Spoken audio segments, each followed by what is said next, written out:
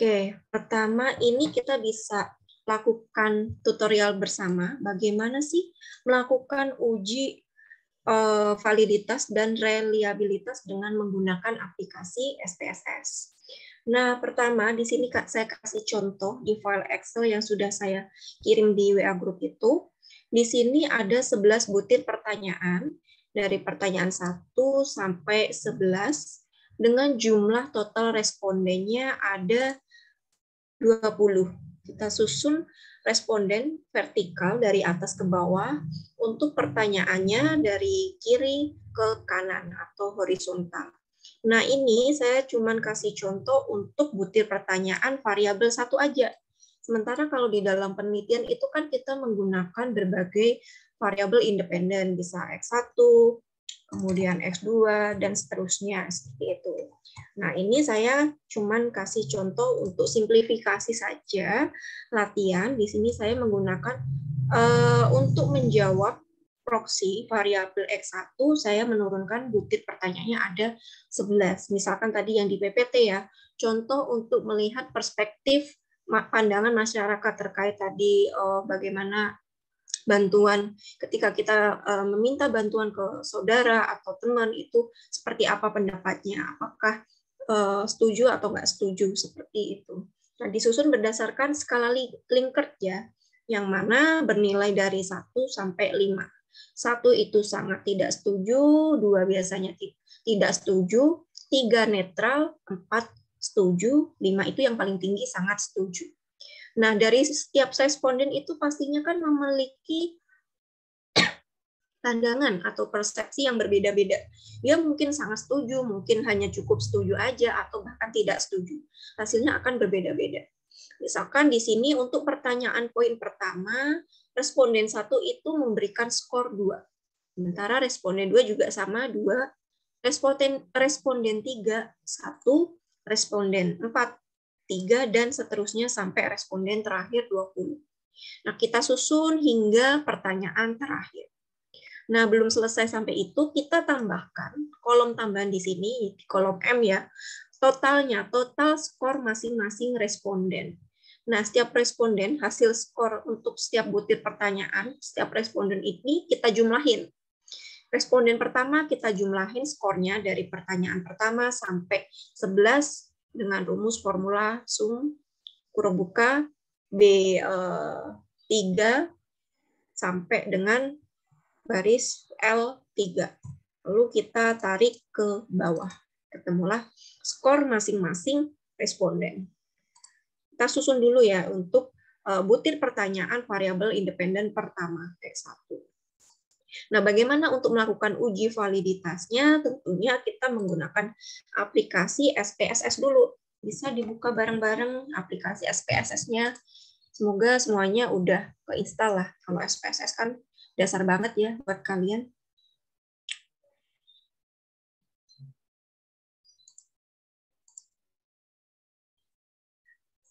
Nah, di sini kita kopikan ya yang file Excel tadi. Kita copy. Ini kita blok mulai dari jawaban aja, nggak perlu yang kolom atas sama sampingnya ini. Mulai dari B3 kita blok ke kanan sampai totalnya ini, kita blok ke kanan lalu blok ke bawah. Ctrl C, kopikan ya.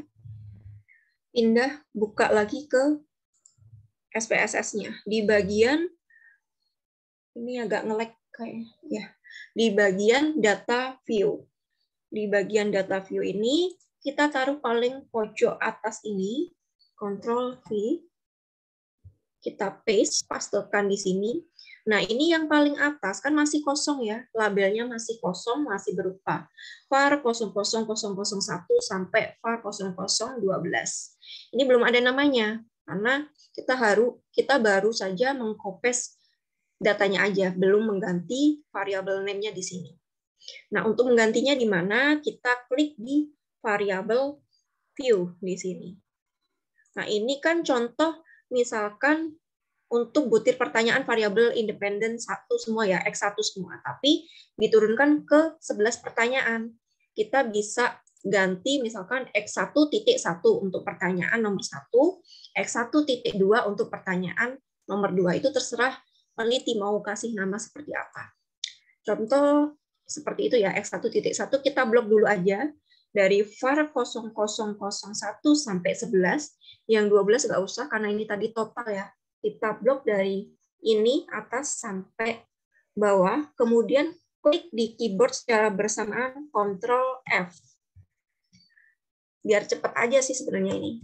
Masukkan, klik replace, define ini, ketikkan var 00 ada 4 yaitu, nolnya ada 4, var 0000. Itu aja. Yang paling bawah, replace with, ganti aja. X1 titik. Yang belakangnya biar ngikutin ini. X1 titik. Lalu kita klik replace all. Nah, langsung otomatis berubah kan? Kenapa yang bawah ini 2 nggak berubah? Karena kan kosongnya ada 3. Sementara yang tadi kita replace, kita nulisnya ada 4. Kita ulangi lagi yang 2, berarti blok lagi. Sisa yang 2 ini. Kemudian ketik lagi di keyboard, pencet Ctrl F. Ctrl F, klik replace, ini nolnya kurangi 1. Nolnya ada 3, kemudian ini replace with-nya sama X1 titik. Lalu klik replace all. Nah, udah otomatis kan seperti ini. Selanjutnya yang ini berarti ini tadi kan total ya, total skor untuk butir pertanyaan variabel X1. Ganti aja total X1 gini aja. Selanjutnya kita ke bagian measure. Karena tadi jawabannya berupa skala Likert, saya tanya ke kalian, ini masuk ke dalam apa? Scale, ordinal, atau nominal? Masuk ke kategori data apa? Ada yang bisa menjawab? Harusnya kemana? Skala, ordinal, apa nominal?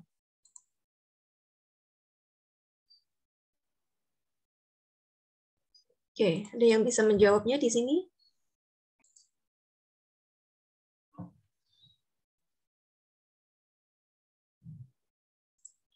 Kita balik lagi ke sini. Berarti di sini kita di bagian measure-nya, kita ganti semuanya ordinal. Skala Likert itu masuknya di dalam data ordinal. Kita ganti semua sampai terakhir. Diikutin ya, kalau cuma simple kok itu datanya. Hal yang di Excel itu kalian running aja di SPSS. Kalian copy paste. Nah, ini setelah semuanya kita ganti measure-nya menjadi ordinal. Ininya juga kita sudah kasih label nama, kita balik lagi di tab data view. Nah, udah balik semua kan, udah ada namanya semua. X1.1, X1.2 sampai yang terakhir total X1. Ada label namanya yang sebelumnya nggak ada. Yang pertama kita melakukan uji validitas, yang mana kita klik analyze di sini, kemudian kita klik correlate, lalu klik bivariate. Akan muncul kolom Windows seperti ini.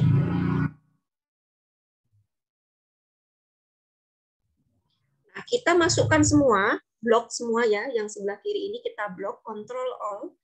Kita pindahkan ke kanan semua kolom variabel, termasuk variabel total X1-nya. Untuk yang option kita nggak usah ganti-ganti, style juga nggak usah ganti-ganti, semuanya sama. Correlate coefficient kita klik yang percent, kemudian test of significance kita klik yang two-tailed. Setelah semuanya oke, kemudian kita klik oke di sini. Nah, keluarlah hasilnya seperti ini.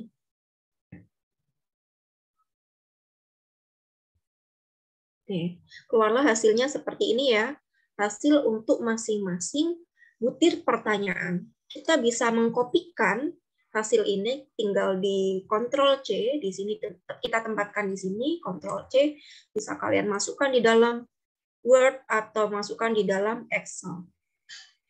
Ini sudah saya susun seperti ini untuk memudahkan kalian dalam membuat rekapitulasi. nantinya harus dibuat seperti ini, tiap butir pertanyaannya. Dibikin tabel rekap yang berisi perhitungan nilai korelasinya itu berapa, nilai probabilitasnya berapa, lalu baru disimpulkan tiap butir pertanyaan seperti ini. Sampai pertanyaan terakhir. Lalu saya buka Excel-nya aja yang udah saya tata ya. Seperti ini. Nah, syaratnya apa untuk sebuah butir pertanyaan itu valid? Ada yang masih ingat tadi sudah saya jelaskan? Syarat pertama apa? Dilihat dari mananya? Ada yang mengikuti tadi? Lupa. Missing, Bu. Kita pelan-pelan di sini.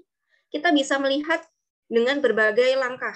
Yang pertama, kita bisa lihat kolom paling kanan di bagian total X1-nya, atau bisa juga di baris paling bawah.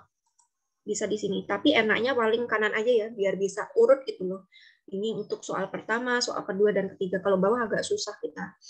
Ini bagian mana gitu. Nah, kita ambil bagian kanan sini, bisa dilihat dari kalau yang ini, atas ini, adalah R hitungnya. Kalau yang bawah adalah nilai signifikasinya. Nah, syaratnya apa? Untuk sebuah data itu valid, ini sudah saya rekam, saya buat di dalam sebuah notes ya, resume-nya. Sebuah data itu dikatakan valid apabila R hitungnya lebih besar dari R tabelnya. Sebaliknya kalau lebih kecil, berarti data itu pertanyaan tersebut nggak valid.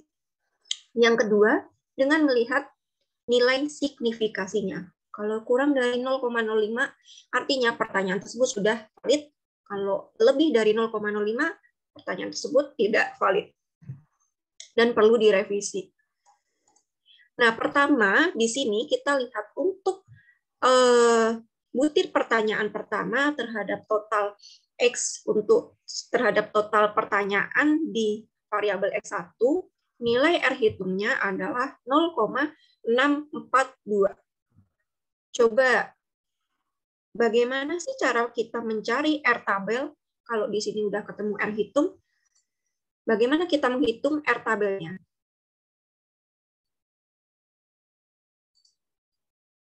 Saya tunjuk. Hari ini tanggal 29, absen 29. Oh, kebetulan Erida nih, cocok banget Erida. Harusnya nggak ada kesulitan lucky number ya. Erida? Iya, Bu. Oke, Erida bisa menjelaskan bagaimana sih saya mencari R tabel dengan jumlah responden sebanyak 20? Untuk mencari R tabel itu ada rumusnya ya, Bu. Agak panjang, bentar. Nggak usah pakai rumusnya, yang seperti saya jelaskan tadi, bagaimana mencari R tabel dengan jumlah responden 20 di tabel di belakang buku Kujarati itu. Langkahnya seperti apa?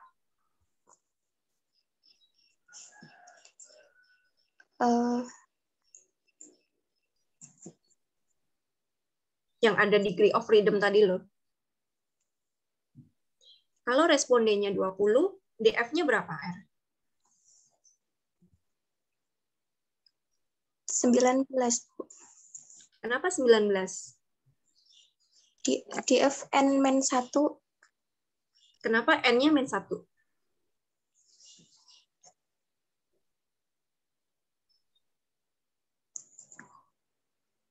Kenapa -1? Kenapa nggak -2, -3? Karena rumusnya seperti itu, Bu. Oh ya?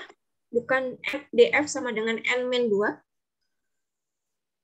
Kita menggunakan two-tail significance.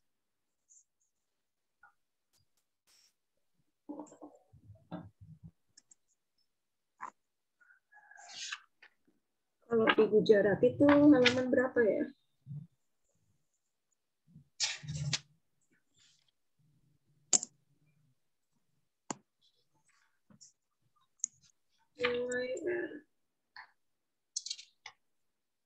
Kenapa R? Ambil DF-nya N-1.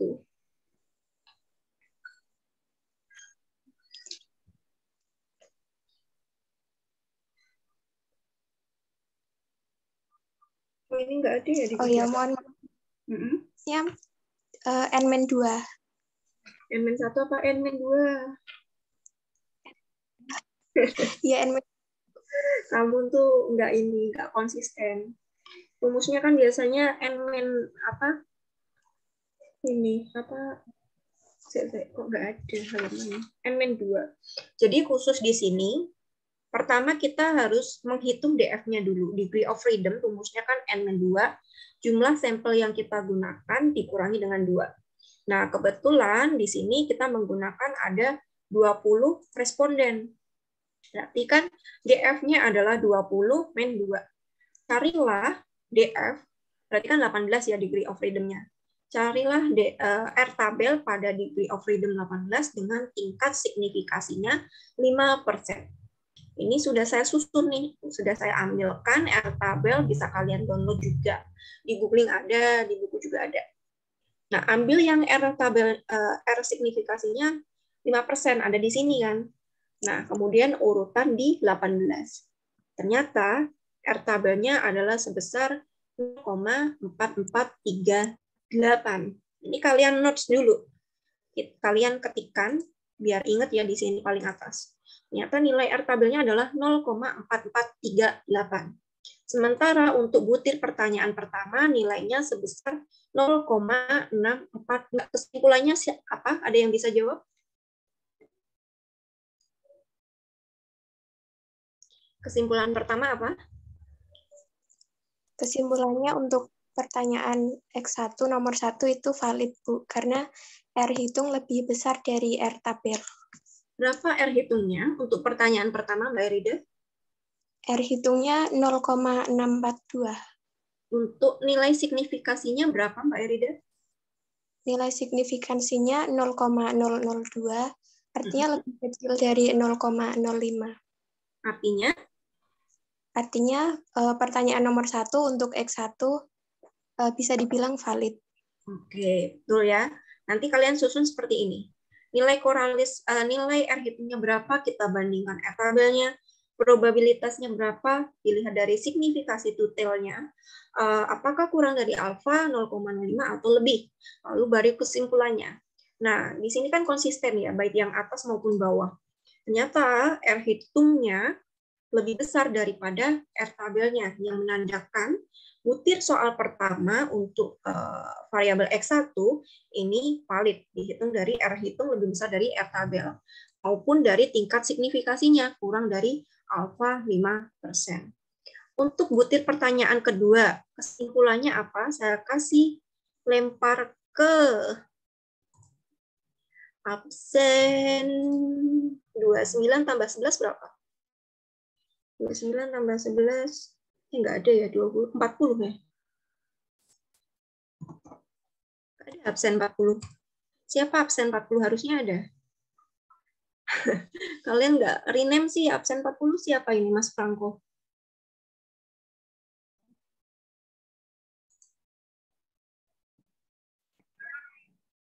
Saya, Bu. Oke, Mbak Lestari mengakui.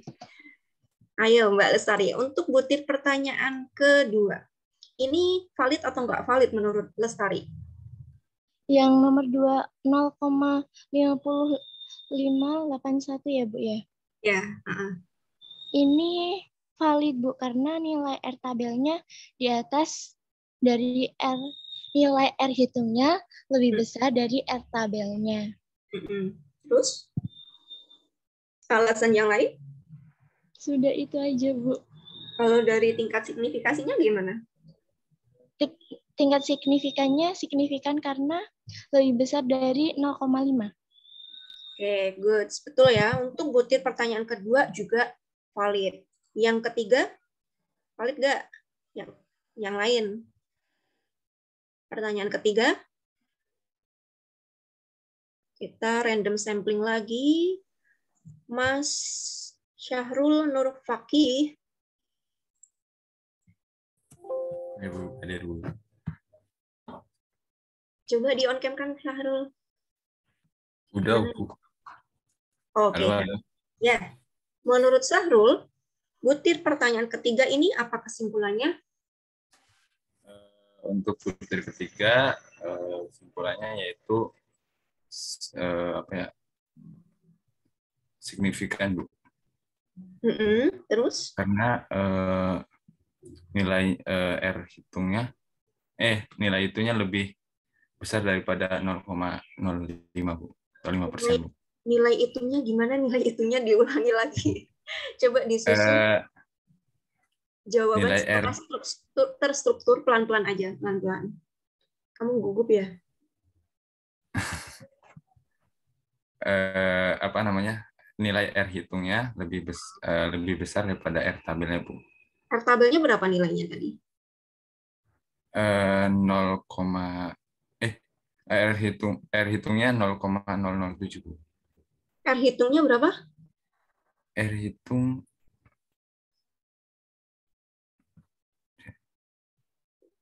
0,5, Bu.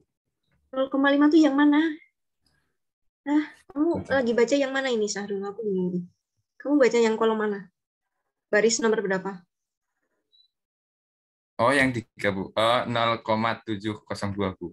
Ini apa? Sebagai R, Hitung, Bu. R tabelnya berapa? 0,395, Bu. 395. Di mana 395 itu? Di mana? Dapat angka 0,395. Untuk R tabelnya itu 0,4, Bu. 0,4. Di mana cara ngitungnya, Sahrul? 0,4 itu dapat dari mana tadi? Dari 0,4 dihitung dari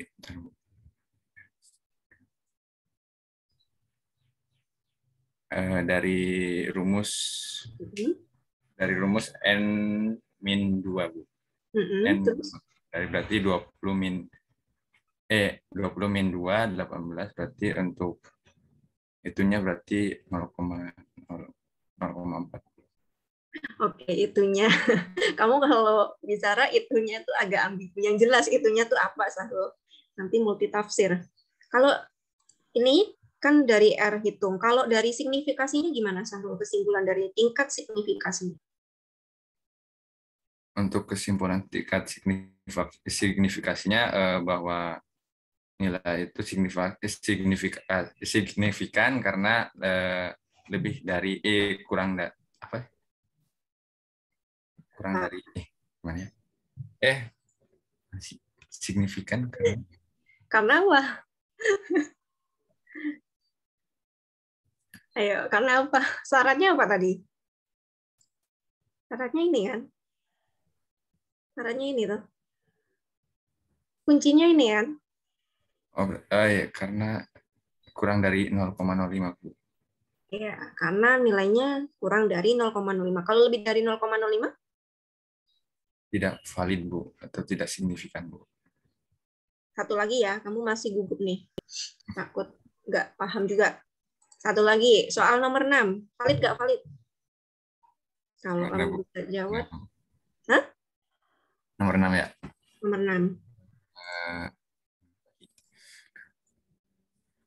Untuk R hitung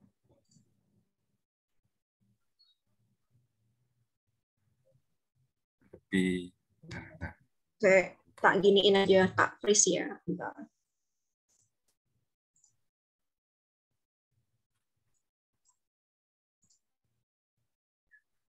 Di mana freeze itu ya? Lupa ya.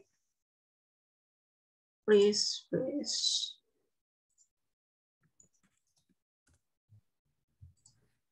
View.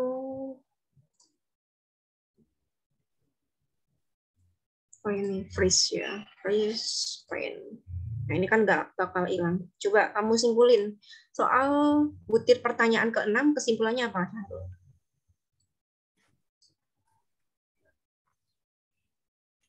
6 itu R hitungnya lebih kecil dibandingkan dengan tabel, Bu. Artinya? Artinya bahwa tidak phone the friend, minta bantuan teman. Ya. Ya, aku kasih waktu untuk berpikir. Artinya untuk yang 6 itu tidak valid, Bu. Kenapa nggak Panas valid? dingin.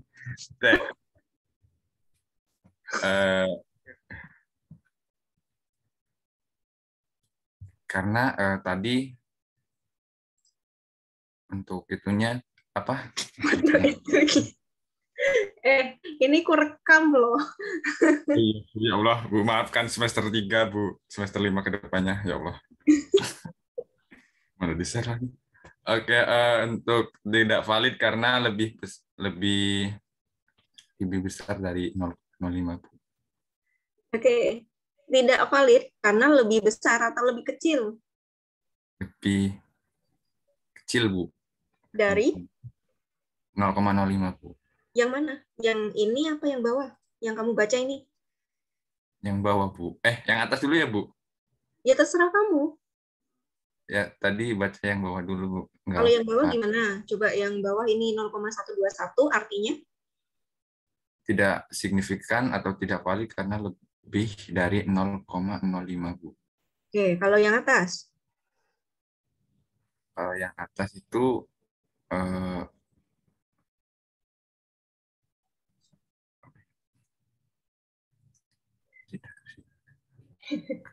Kamu perlu doping makanan ya, Ede? Bu, kurang makanan, Bu. Udah jawab loh tadi. Apa? Karena R hitungnya lebih kecil dari R tabel, Bu. Maka dari itu bisa dikatakan tidak valid, Bu. Oke. Mudeng? Paham? Paham, Masih Bu? bingung. Kalau nggak paham, aku kasih lagi kok banyak pertanyaan nih. Bu, Kita cukup panas dingin, Bu.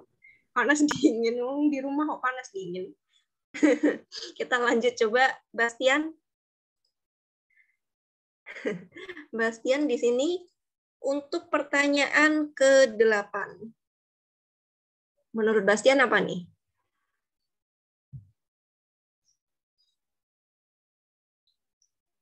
Halo, Bastian di sini kah?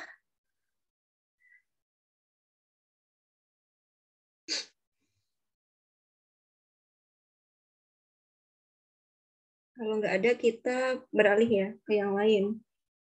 Yang belum pernah aku kenal itu siapa ya?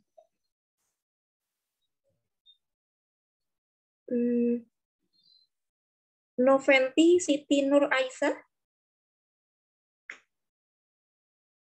Hari, Bu. Oke, Mbak Noventi. Menurut Mbak Noventi, butir pertanyaan ke-8 ini artinya apa, Mbak Noventi? Artinya valid, Bu, karena R hitungnya itu lebih besar dari 0,4. Sedangkan yang bawahnya itu tidak signifikan karena nilainya itu kurang dari 0,05. Nah, artinya butir pertanyaan 8 adalah valid apa enggak? Valid.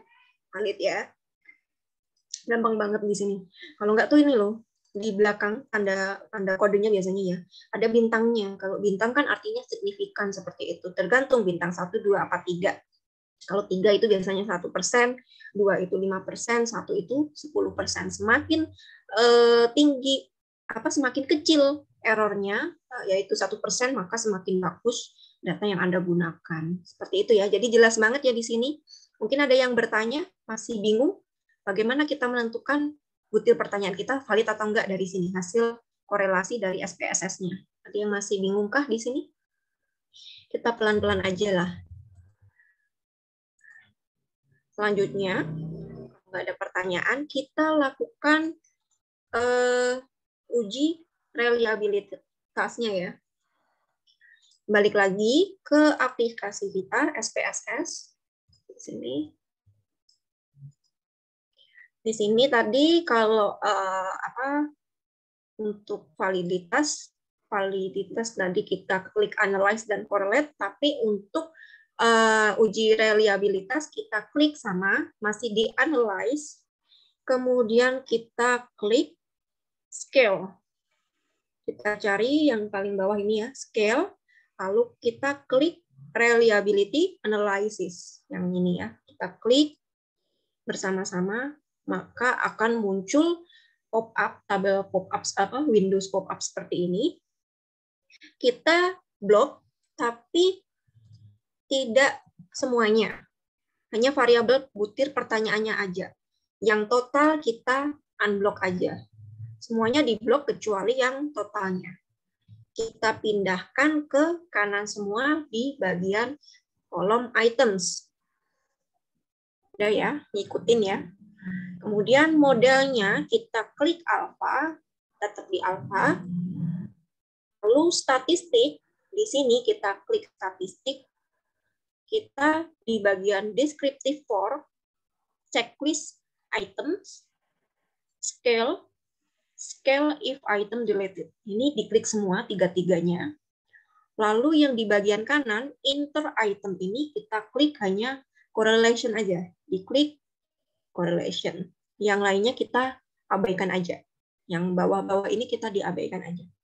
Lalu kita klik terakhir continue. Kemudian klik OK. Nah, akan muncul hasil runningnya seperti bentar, masih loading ya, yang di handphone itu. Hasil outputnya akan muncul seperti ini, mulai dari hasil case processing summary, kemudian reliability statistik, kemudian item statistik, kemudian ada inter item correlation matrix, kemudian ada item total statistik, dan terakhir ada scale statistik. Mana yang kita ambil untuk melihat reliability-nya? Kita cukup ambil yang ini. Kalau hasil running untuk reliability statistiknya kita kopikan. Kemudian kita juga bisa memanfaatkan ini yang hasil running untuk item total statistik. Kita kopikan dua aja. Yang item total statistik sama reliability statistiknya kita pindahin ke Word. Nah, ini udah saya pindahin ya. Hasil running untuk reliability statistik dan item total statistik. Fungsinya apa sih kita mengcopy ini? Bentar ya. Yang pertama, untuk melihat reliability-nya, kita bisa dilihat di bagian convert batch alpha based on standardized item. Nilainya adalah 0,849. Ingat tadi yang dikatakan Pak Ghazali, Imam Ghazali, beliau ini adalah guru besar di FEB Undip, sudah mengeluarkan banyak buku metodologi juga penelitian.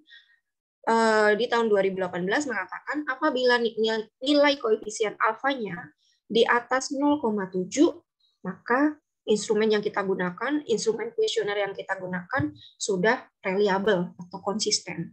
Nah, ingat ya, tadi ada beberapa level. Kalau kurang dari 0,2 berarti tidak reliable. Kemudian kalau 0,7 sampai 0,9 reliable. Kemudian kalau di atas 0,9 sangat reliable. Nah, mungkin ada banyak penelitian yang mengatakan 0,6 aja udah dikatakan reliable, tapi enggak.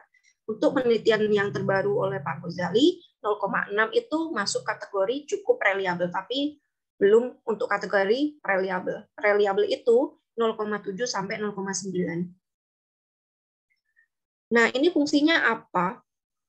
Saya memasukkan ada hasil running item total statistik. Kita hanya baca yang ininya aja, bagian kolom ke-3, corrected item total correlation.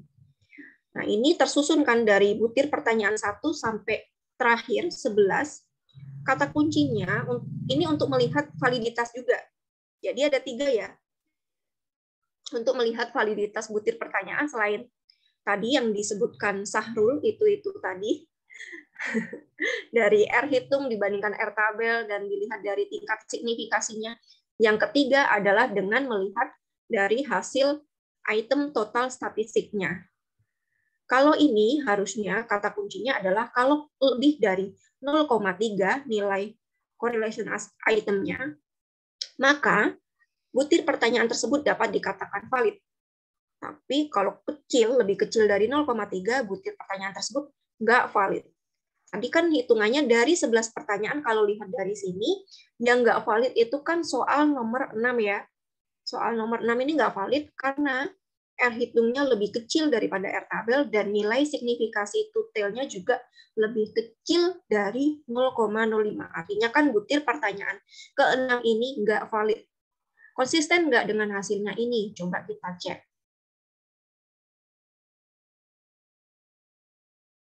Nah, di sini semuanya itu hampir di atas 0,3. Syaratnya kan untuk yang valid di atas 0,3. Soal pertama valid di atas 0,3. Kedua di atas 0,3. 3, 4, 5 valid semua di atas 0,3. Nah, di sini soal ke-6 ternyata di bawah 0,3 yaitu 0,273. Artinya kan nggak valid ya. Soal butir ke-6 ini nggak valid. Yang lainnya valid. Berarti hasilnya konsisten dengan yang uji signifikasi maupun correlation tadi.